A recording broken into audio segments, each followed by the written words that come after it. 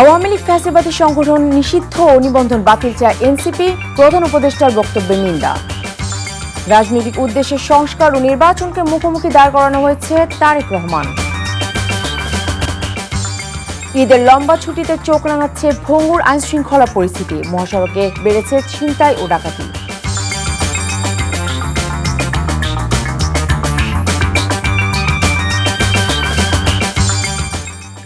আসসালামু আলাইকুম, নাফিসা তাবাসসুম স্বাগত জানাচ্ছি এনটিভি সকালের খবরে। ক্রাউন সিমেন্ট শিরোনাম দেখছিলেন, এবারে পুরো খবর। বিচার চলাকালে আওয়ামী লীগকে নিষিদ্ধ ও নিবন্ধন বাতিলের দাবি জানিয়েছেন জাতীয় নাগরিক পার্টি এনসিপির আহ্বায়ক নাহিদ ইসলাম। তিনি বলেন, আওয়ামী লীগকে পুনর্বাসন করার যে কোনো ধরনের সিদ্ধান্ত প্রত্যাখ্যান করবে দলটি। এ সময় দলের দক্ষিণাঞ্চলের মুখ্য সংগঠক হাসনাত আবদুল্লাহ জানান, আগে আওয়ামী লীগের দৃশ্যমান বিচার, তারপর অন্য কোনো আলোচনা হতে পারে। আরও জানাচ্ছেন আবির আহমেদ। শুক্রবার সন্ধ্যায় রাজধানীর বাংলা মোটরে নিজস্ব কার্যালয়ে চলমান রাজনৈতিক প্রেক্ষাপট নিয়ে জরুরি সংবাদ সম্মেলন করে জাতীয় নাগরিক পার্টি। শুরুতে দলের আহ্বায়ক নাহিদ ইসলাম লিখিত বক্তব্য পাঠ করেন। আলোচনা হয় গণতান্ত্রিক রাজনৈতিক সিদ্ধান্তের বিষয়েও। সমালোচনা করেন প্রধান উপদেষ্টার বক্তব্যের। সম্প্রতি অন্তর্বর্তীকালীন সরকারের প্রধান উপদেষ্টা মন্তব্য করেছেন, আওয়ামী লীগ নিষিদ্ধের কোনো পরিকল্পনা সরকারের নেই। আমরা তার এই বক্তব্যের নিন্দা জানাই।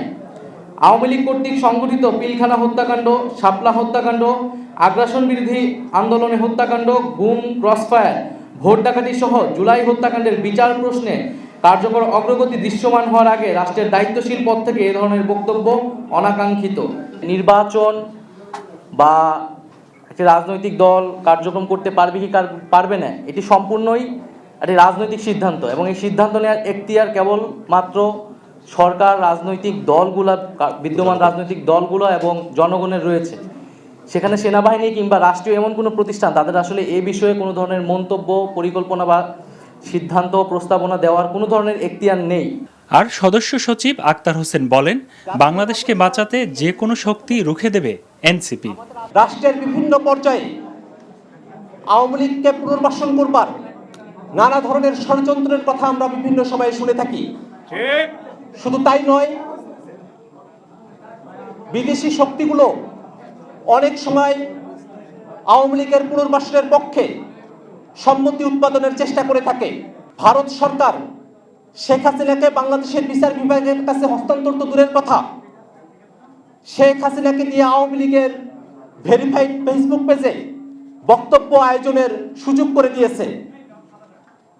আমরা আওয়ামী লীগকে পুনর্বাসনের নানাবিধ দেশি এবং বিদেশি ষড়যন্ত্রের বিরুদ্ধে জাতীয় নাগরিক পার্টি এনসিপির পক্ষ থেকে শক্ত অবস্থান ব্যক্ত করতে চাই। পরে সাংবাদিকদের প্রশ্নের জবাবে দলের দক্ষিণাঞ্চলের মুখ্য সংগঠক হাসনাত আবদুল্লাহ নিজের ফেসবুক স্ট্যাটাসের ব্যাখ্যা দেন। বর্তমানে ম্যাজিস্ট্রেসি পাওয়ার দেওয়া হয়েছে সেনাবাহিনীকে, ল অ্যান্ড অর্ডার সিচুয়েশন নিয়ে আমাদের মধ্যে অনেক প্রশ্ন রয়েছে।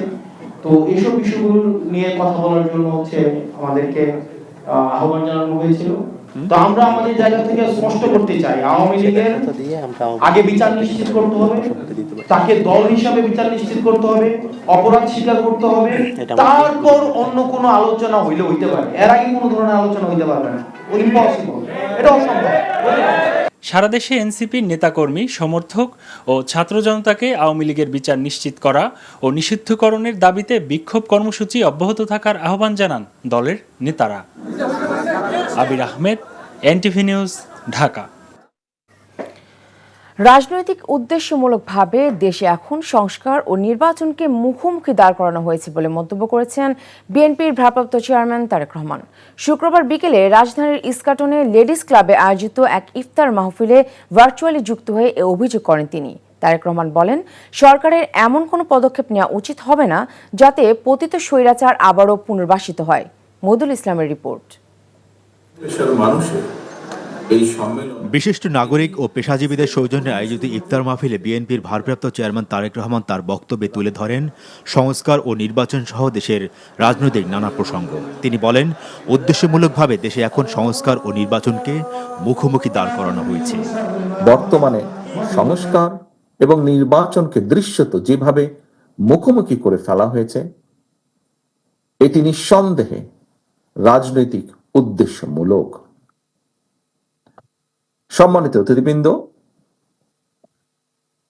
যারা সংস্কার শেষ করার পর জাতীয় নির্বাচন অনুষ্ঠানের কথা বলছেন তাদেরকে উদ্দেশ্য করে বলতে চাই, যেটি শেষ হয়ে যায় সেটি সংস্কার নয়, কারণ সংস্কার কখনো শেষ হয় না। সংস্কার একটি ধারাবাহিক প্রক্রিয়া। গণতান্ত্রিক চর্চার মধ্য দিয়ে দেশের সংকট সমাধান সম্ভব উল্লেখ করে তারেক রহমান বলেন, সরকারের এমন কোনো পদক্ষেপ নেওয়া উচিত হবে না যাতে দেশে আবারও পতিত স্বৈরাচাররা পুনর্বাসিত হয়। বিএনপি মনে করে গণতান্ত্রিক রাজনীতিতে কেতাবি কিংবা পুঁথিগত সংস্কারের চেয়ে বেশি গুরুত্বপূর্ণ হচ্ছে গণতান্ত্রিক রাজনৈতিক অধিকার এবং আচরণের ব্যবহারিক প্রয়োগ। জনগণের গণতান্ত্রিক চর্চার মধ্যে দিয়ে কেবল সংস্কার প্রক্রিয়া টেকসই এবং সফল এবং কার্যকর হয়ে উঠতে পারে। সম্মানিত অতিথিবৃন্দ, দেশের রাজনৈতিক অঙ্গনে গৌণ ইস্যুকে মুখ্য ইস্যু বানাতে গিয়ে নিজেদের অজান্তেই ফ্যাসিবাদী বিরোধী জাতীয় ঐক্যের মধ্যে সংশয় সন্দেহের জন্ম দেওয়া হয়েছে বা হচ্ছে। আমি অন্তর্বর্তীকালীন সরকারের দৃষ্টি আকর্ষণ করে আবারও বলতে চাই, সরকারের এমন কোনো পদক্ষেপ নেওয়া উচিত হবে না যাতে রাষ্ট্র এবং রাজনীতিতে পলাতক স্বৈরাচারের দোসররা পুনর্বাসিত হওয়ার সুযোগ পায়। দেশের সংকট ও সমস্যা থেকে উত্তরণের জন্য দ্রুত জাতীয় নির্বাচন দরকার উল্লেখ করে বিএনপি মহাসচিব মির্জা ফখরুল ইসলাম আলমগীর সবাইকে সতর্কতার সাথে দায়িত্ব পালনের অনুরোধ করেন। আমি সবাইকে আবার অনুরোধ করব যে আপনারা সবাই অত্যন্ত সচেতনতার সঙ্গে সতর্কতার সঙ্গে আপনাদের ভূমিকা পালন করবেন। মইদুল ইসলাম, এনটিভি নিউজ, ঢাকা। রাজনৈতিক দলগুলো যদি নিজেরা অন্তর্দ্বন্দ্বে না জড়ায় তাহলে আওয়ামী লীগ কখনোই আর রাজনীতিতে ফিরতে পারবে না বলে জানিয়েছেন তথ্য উপদেষ্টা মাহফুজ আলম। শুক্রবার বিকেলে রাজধানীর ফকিরাপুলে ঢাকাস্থ নোয়াখালী, ফেনী ও লক্ষ্মীপুর সোসাইটির আয়োজনে জুলাই গণ অভ্যুত্থানে আহত ও শহীদদের স্মরণে দোয়া ও আলোচনা সভায় তিনি একথা বলেন। তথ্য উপদেষ্টা বলেন, আওয়ামী লীগের প্রশ্নে কোনো ছাড় নয়। শেখ মুজিবের আওয়ামী লীগ কোনো দুধে ধোয়া তুলসী পাতা না উল্লেখ করে তিনি বলেন, সেই সময়েও বাকশাল প্রতিষ্ঠা করেছিলেন তিনি। আওয়ামী লীগের নাটাই দিল্লিতে আর ঘুড়ি উড়ে বাংলাদেশে জানিয়ে মাহফুজ আলম আরও জানান, এই ঘুড়ি আর বাংলাদেশে উঠতে দেওয়া হবে না। আওয়ামী লীগ সংস্কার ও বিচারের প্রশ্নে কোনো ছাড় দেওয়া হবে না বলেও জানান তিনি। ডিসেম্বরের মধ্যেই জাতীয় নির্বাচন হবে এবং এই নির্বাচনের জন্য সবাইকে প্রস্তুতি নেওয়ার আহ্বান জানান মাহফুজ আলম। এদিকে আওয়ামী লীগ নিষিদ্ধের দাবিতে ঢাকা বিশ্ববিদ্যালয় ক্যাম্পাসে বিক্ষোভ মিছিল করেছে ইনকিলাব মঞ্চ। শুক্রবার দুপুরে জুমার নামাজের পর বিশ্ববিদ্যালয়ের কেন্দ্রীয় মসজিদ থেকে মিছিলটি শুরু হয়ে হলপাড়া ঘুরে রাজু ভাস্কর্যে গিয়ে শেষ হয়। এ সময় বিক্ষোভকারীরা আওয়ামী লীগের বিরুদ্ধে নানা স্লোগান দেন। বিক্ষোভকারীরা বলেন, আওয়ামী লীগের রাজনীতি করার কোনো অধিকার নেই, দলটিকে কোনোভাবেই পুনর্বাসিত হতে দেওয়া হবে না বলেও হুঁশিয়ারি দেন তারা। গণহত্যার দায়ে আওয়ামী লীগ নিষিদ্ধ না করা পর্যন্ত রাজপথ না ছাড়ার কথাও জানান বিক্ষোভকারীরা। নিরাপদ ঈদ যাত্রায় এবার চোখ রাঙাচ্ছে ভঙ্গুর আইন শৃঙ্খলা পরিস্থিতি। গত 3 মাসে মহাসড়কে বেড়েছে ছিনতাই আর ডাকাতির ঘটনা, এতে উদ্বিগ্ন যাত্রীরা। তবে পুলিশ বলছে ঈদ যাত্রা হবে নিরাপদ ও সুশৃঙ্খল। তালিকা করা হয়েছে ডাকাত দলের 1400 সদস্যের। পরিবহন সংশ্লিষ্টরা বলছেন, লম্বা ছুটিতে ভোগান্তি ছাড়াই বাড়ি ফিরবেন অধিকাংশরা। পরিবর্তিত পরিস্থিতিতে এবারের ঈদ যাত্রার ব্যবস্থাপনা কেমন হবে তা জানাচ্ছেন নাজিবুর রহমান। 1 দশক ধরে উত্তরাঞ্চলের জেলাগুলোতে দূরপাল্লার বাস নিয়ে গন্তব্যে ছোটেন তাইফুর। তবে এবারের ঈদযাত্রায় তার নিরাপত্তা নিয়ে ভীতি আছে সংশয়ও। সিরাজগঞ্জ থেকে বনপাড়া পর্যন্ত ঝুঁকিপূর্ণ রাস্তা, আর বনপাড়া থেকে নাটোর পর্যন্ত এই ফাঁকটা ঝুঁকিপূর্ণ রাস্তা, ডাকাতির আতঙ্ক। উত্তরাঞ্চল ছাড়াও সারা দেশে মহাসড়কের ডাকাতির ঘটনা উদ্বেগ বাড়িয়েছে। পুলিশ সদর দপ্তরের তথ্য অনুযায়ী গত 2 মাসে দেশে ডাকাতির ঘটনায় মামলা হয়েছে 145টি। অনেক অপরাধী এখনো ধরাছোঁয়ার বাইরে। সড়কে ডাকাতি, নগর জুড়ে ছিনতাই, রাস্তায় নামলেই ছিনতাইকারীরা উৎপেতে বসে আছে। এমন পরিস্থিতিতে আইন শৃঙ্খলা বাহিনীকে সক্রিয় করা, পাশাপাশি আমাদের যে রাজনৈতিক দলগুলো, সামাজিক শক্তিগুলো সবাই ঐক্যবদ্ধভাবে নিরাপত্তার ব্যবস্থা করা, এটা যদি সম্ভব হয় আমরা মনে করি আমরা সম্মিলিতভাবে একটা স্বস্তিদায়ক যাত্রা পেতে পারি। 1018টির মতো টহল এবং চেকপোস্ট আমরা দিয়ে যাত্রীদের যাত্রা যাতে নিরাপদ হয় সে লক্ষ্যে আমরা কাজ করছি।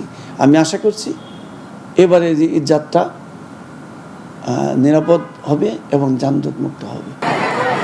নিরাপত্তা ছাড়াও ঈদ যাত্রায় ভোগান্তি হতে পারে যানজট কিংবা ট্রেনের শিডিউল বিপর্যয়। তবে লম্বা সরকারি বেসরকারি ছুটিতে এবার স্বস্তি বাড়বে বলে আশা সংশ্লিষ্টদের। আর বাড়তি ভাড়া আদায় নিয়ন্ত্রণের প্রতিশ্রুতি দিচ্ছেন সড়ক পরিবহন মালিকরা। অভিযোগের প্রেক্ষিতে তাৎক্ষণিক ব্যবস্থা নেওয়া হবে এবং সেই মালিক হোক, শ্রমিক হোক বা সংশ্লিষ্ট যেই হোক, কোনো প্রকার ঈদ বকশিস বা কোনো প্রকার যে কোনো নামেই হোক যাত্রী হেনস্থা করা যাবে না। বরাবরই ফিটনেসবিহীন বাস চলাচল আটকাতে পারেনি প্রশাসন। এবারও যার ব্যতিক্রম হবে না বলে আশঙ্কা করছেন বিশেষজ্ঞরা। তারা বলছেন এতে সড়কে প্রাণহানির ঝুঁকি থাকছে।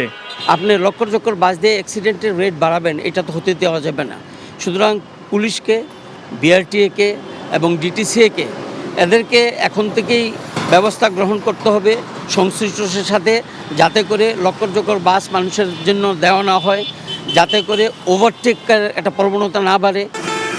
মহাসড়কের নিরাপত্তায় পুলিশ টহল জোরদার করা সহ 3 চাকার যানবাহন চলতে দেয়া হবে না বলে জানান সংশ্লিষ্টরা। তুলনামূলক নদীপথের যাত্রা সহজ হবে বলে আশা করছেন অনেকে। Najibur Rahman, NTV news, Dhaka. এবারে সারা লাইফস্টাইল ঈদ কেনাকাটার খবর। ঈদ এলেই সবার মনে এক ধরনের বিশেষ আনন্দ জেগে ওঠে, আর এই আনন্দে বিশেষ ভূমিকা পালন করে শিশুদের নতুন পোশাক। রমজানের শেষ দিকে শপিং মলগুলো এখন ছোট্ট সোনামণিদের পথচারণায় মুখর, আর সময়ের সাথে সাথে শিশুদের পোশাকে এসেছে ভিন্নতা ও নতুনত্ব। সাদরিনা খন্দকারের রিপোর্ট। একটি পরিবারে আনন্দ, হাসি, উচ্ছ্বাস, ভালো লাগার কেন্দ্রে থাকে শিশুরা। খাবার যত্ন আত্মীতে তাদেরকে এগিয়ে রাখেন অভিভাবকরা। ঈদ ছাড়াও সাধ্যমতো সবচেয়ে ভালো আর আরামদায়ক পোশাক দেওয়া হয় শিশুদের।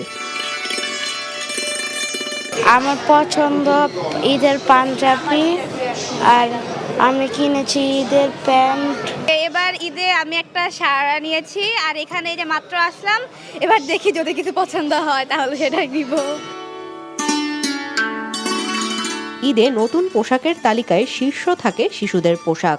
ঈদ মানে আনন্দ, তাই ঈদের আনন্দ আরও বাড়িয়ে দিতে শিশু কিশোরদের মন মতো পছন্দ মতো পোশাকের সন্ধানে এই শপিং মল থেকে সেই শপিং মলে ছুটছেন বাবা মা, অভিভাবকরা।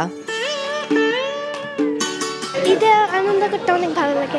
2-3টা টপস কিনেছি, আর যেগুলি আমি পার্টি ফ্রক ওগুলি আমি কিনবো না। পরিবারের ছোট্ট সদস্যের জন্য কেনাকাটার উচ্ছ্বাস অন্যরকম বলে জানান অনেকে। নিজের জন্য আসলে কিছুই কেনা হয়নি, কবে কিনবো জানি না, বাচ্চার জন্য কেনা হয়েছে। আমরা তো বড় হয়ে গেছি, আমাদের তো আসলে ঈদের বিষয়টা ওদেরকে দেখেই মনে হয় যে হ্যাঁ ঈদ বা একটা উৎসব। এবারের ঈদে শিশুদের পোশাকে এসেছে নতুনত্ব, রং, ডিজাইন এবং আধুনিকতার ছোঁয়া বলে জানান ব্যবসায়ীরা। মেয়েদের জন্য 3 পিস লেহেঙ্গা, পার্টি ফ্রক, গাগরাসুরি, সালোয়ার কামিজ, এবং ছেলেদের জন্য কাপড়ি সেট রয়েছে, পাঞ্জাবি রয়েছে, শার্ট রয়েছে, টি শার্ট রয়েছে। মানে কটন বেস কিছু তারা মানে কাস্টমাররা এটা মানে সবসময় নিয়ে থাকেন। তো এবার আমরা একইভাবে মানে সর্বোচ্চ বেস্টটাই মানে কাস্টমার জন্য মানে আনার চেষ্টা করছি। শিশুদের রঙিন আনন্দে মা বাবার আনন্দ বেড়ে যায়। ঈদ হয়ে ওঠে অনাবিল আনন্দের দিন। সাদরিনা খন্দকার, এনটিভি নিউজ, ঢাকা। পবিত্র মাহে রমজান উপলক্ষে মুসলিম উম্মার সুখ ও সমৃদ্ধি কামনায় মালয়েশিয়ায় অবস্থানরত দর্শকদের সমন্বয়ে গঠিত বাংলাদেশের জনপ্রিয় টেলিভিশন চ্যানেল এনটিভি দর্শক ফোরামের উদ্যোগে এনটিভি ইফতার মাহফিল 2025 অনুষ্ঠিত হয়েছে। কুয়ালালামপুরের জালাল ইয়াকুব লতিফ বান্দার টুন রাজ্জাকে অবস্থিত ইন্টারন্যাশনাল ইয়ুথ সেন্টারে অনুষ্ঠিত হয় এই অনুষ্ঠান। বাংলাদেশ কমিউনিটি প্রেস ক্লাবের সহসভাপতি ও এনটিভি মালয়েশিয়ার স্টাফ করেসপন্ডেন্ট কায়সার হামিদ হান্নানের সার্বিক তত্ত্বাবধানে আন্তর্জাতিক ইসলামী বিশ্ববিদ্যালয়ের শিক্ষার্থী মোহাম্মদ জুবায়ের হোসেনের অনুষ্ঠান পরিচালনায় প্রধান আলোচক হিসেবে ইফতার মাহফিলে বয়ান করেন আন্তর্জাতিক খ্যাতিসম্পন্ন ইসলামিক বক্তা শায়েখ ডক্টর মিজানুর রহমান আজহারি। বিশেষ আলোচক হিসেবে বয়ান করেন কুয়ালালামপুরের তিতিওয়াংসার সুরাং বাইতুল মোকাররমের ইমাম হাফেজ মাওলানা ইকরামুল হক। অনুষ্ঠান প্রধান অতিথি হিসেবে বক্তব্য রাখেন মালয়েশিয়ার নাগরিক কনকোর্ড ও ISY গ্রুপের চেয়ারম্যান তান শ্রী সাইদ মোহাম্মদ ইউসুফ বিন তুন সাইদ নাসির। বিশেষ অতিথি হিসেবে উপস্থিত ছিলেন কুয়ালালামপুর বাংলাদেশ হাই কমিশনের প্রথম সচিব প্রেস সুফি আবদুল্লাহিল মারুফ, ভার্সিটিলো গ্রুপের চেয়ারম্যান কামরুল আহসান প্রমুখ। এনটিভির ইফতার মাহফিল সফল করার জন্য Cheras police special branch volunteer হিসেবে বাংলাদেশি ইউথ অ্যালায়েন্স মালয়েশিয়া বিয়ামকে ধন্যবাদ জানান অনুষ্ঠানের আয়োজক কমিউনিটি। ইফতারের আগে বাংলাদেশ সহ সমগ্র মুসলিম উম্মাহর সুখ ও সমৃদ্ধি কামনা করে মোনাজাত করা হয়।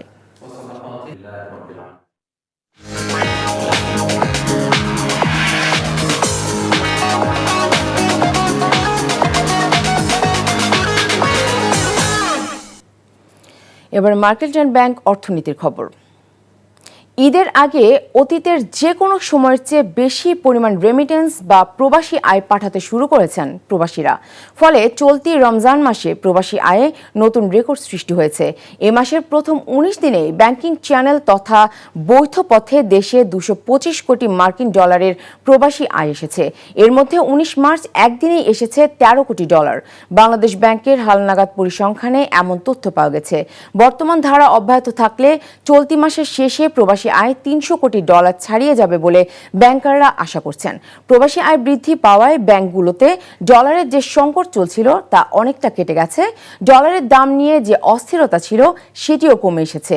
ব্যাংকগুলো এখন কেন্দ্রীয় ব্যাংকের বেঁধে দেয়া সর্বোচ্চ ১২৩ টাকার মধ্যে প্রবাসী আয় কিনছে।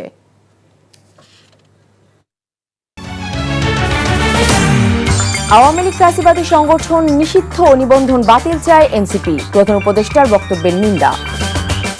রাজনৈতিক উদ্দেশ্যে সংস্কার ও নির্বাচনকে মুখোমুখি দাঁড় করানো হয়েছে তারেক রহমান।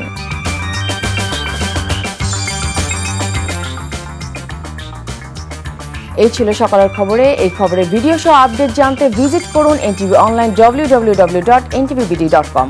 এছাড়াও এনটিভির জনপ্রিয় সব অনুষ্ঠান ও খবরের আপডেট জানতে ভিজিট করুন আমাদের ইউটিউব ও ভেরিফাইড ফেসবুক পেজ। ধন্যবাদ সবাইকে।